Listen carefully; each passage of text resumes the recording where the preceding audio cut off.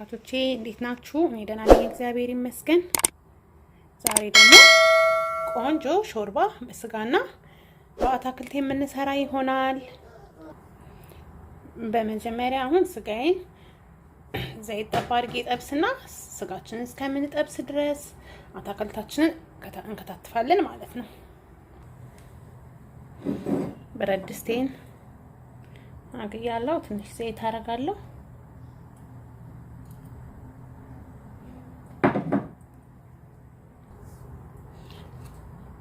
ስጋችንን በዚህ መልኩ ነው የከተፍኩት። በጣም አላደቀኩትም፣ በጣምም አላስተለኩትም። በምትፈልጉት መልኩ መክተፍ ትችላላችሁ። እንግዲህ ዘይታችን ጋለ ሲልልን ስጋችንን እንጨምራለን። ከዛ ከደን እናደርገዋለን። አረፋውን ጨርሶ ራሱ ዘይት እስከሚተፋልን ድረስ ከደን አድርገን እየከፈትን እያገላበጠን እንጠብሳለን ማለት ነው። እስከዛ ደግሞ አታክልታችንን እንከታትፋለን።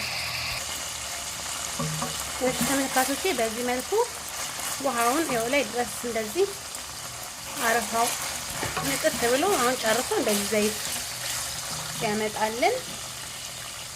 እዚህ ጋር አንድ ራስ ቀይ ሽንኩርትና 5 ፍሬ ነጭ ሽንኩርት የሚያክል ከተፈለ አብሬ ጥብስ አደርገዋለሁ።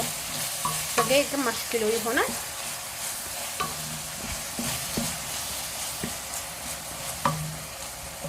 አብረን ጥብስ እናደርገዋለን።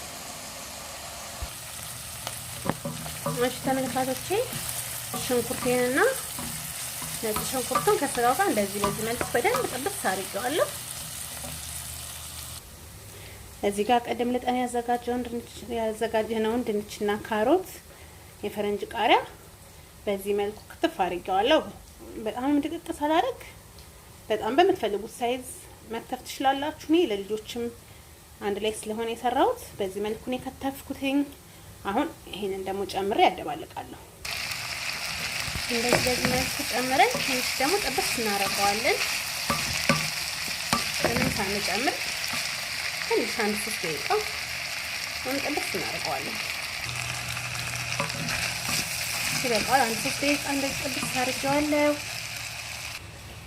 አሁን እዚህ ጋር አተራለኝ፣ ትንሽ አተራለኝ፣ እሱን ጨምራለሁ።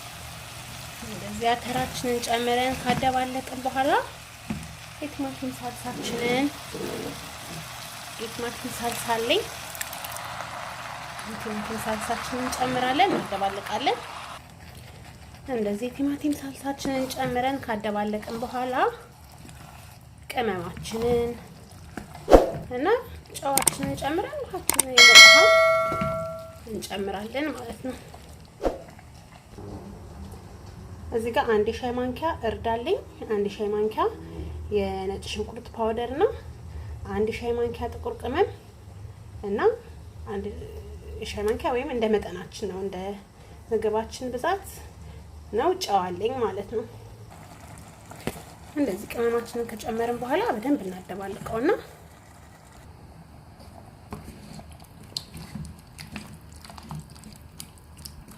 እንደዚህ በደንብ ካደባለቅነው በኋላ ትንሽ ተክተክ እስከሚል ጠብቀዋለሁ።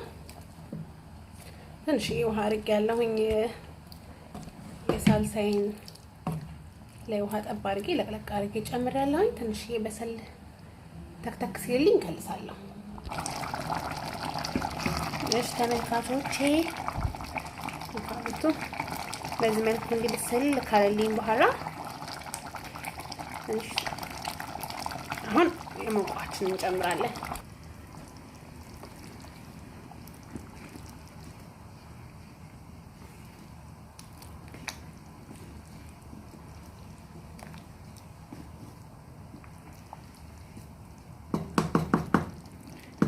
እንዲህ በዚህ መልኩ የሞቀ ውሃን ጨምሬያለሁ። አሁን ክድን አድርገን በደንብ ብስል እናደርገዋለን ማለት ነው። እሺ ተመልካቾቼ፣ ሾርባዬ ደርሶልኛል፣ ቆንጆ ሆኖልናል። ጨውንም ቀምሻለሁ፣ አሪፍ ነው።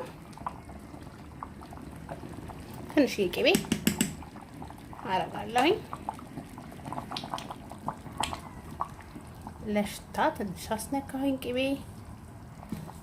ጋዜና አጥፍቻለሁ። በቃ ድንቻችን ሞር እንዳይፈርስብን ጋዛችንን አጠፋና አቅርበን እናያለን። እሺ ተመልካቾቼ በዚህ መልኩ አቅርቤዋለሁኝ። ቆንጆ ሆኖልኛል። ሽታው ራሱ ልዩ ነው። ሰርታችሁት ማታውቁ ከሆነ ስሩና ቅመሱት። እንደምትወዱት ተስፋ አረጋለሁኝ። ከወደዳችሁት ለሌሎች ሼር አድርጉ። ሰብስክራይብ ያደረጋችሁ ሰብስክራይብ አድርጉ፣ ላይክ አድርጉ፣ ኮሜንት ስጡ። በሌላ ቪዲዮ እስከምንገናኝ ድረስ እግዚአብሔር በያለንበት ይጠብቀን፣ ሀገራችንን ሰላም ያደርግልን። ሰላም ሁኑ። ቻው ቻው ባይ